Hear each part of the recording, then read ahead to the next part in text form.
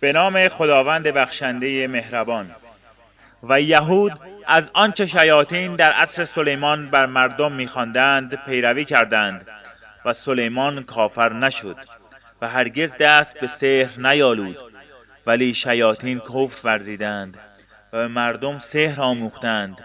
و نیز یهود از آنچه بر دو فرشته بابل هاروت و ماروت نازل شد پیروی کردند، حال آنکه آن دو به هیچ کس چیزی از سحر یاد نمی‌دادند، مگر اینکه از پیش به او می‌گفتند ما وسیله آزمایشیم، کافر نشو و سوء استفاده نکن.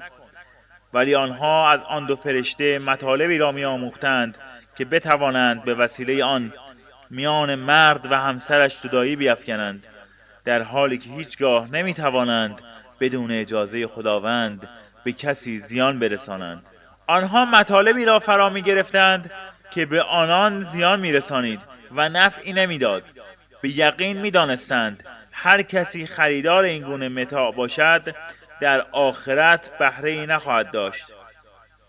و چه بد و ناپسند بود آنچه خود را به آن فروختند اگر می‌دانستند.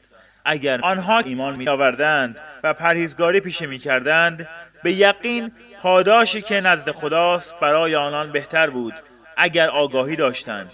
ای کسانی که ایمان آورده اید، هنگامی که از پیامبر تقاضای مهلت برای درک آیات قرآن می‌کنید، نگویید راعنا، زیرا هم به معنای ما را مهلت بده و هم به معنای ما را تحمیق کن می باشد، بلکه بگویید انظرنا و به دستورات الهی گوش فرا دهید و برای کافران عذاب دردناکی. کافران اهل کتاب و همچنین مشرکان دوست ندارند که از سوی پروردگارتان خیر و برکتی بر شما نازل گردد، در حالی که خداوند هر کس را بخواهد ویژه رحمت خود سازد و خداوند صاحب فضل و بخشش بزرگ است.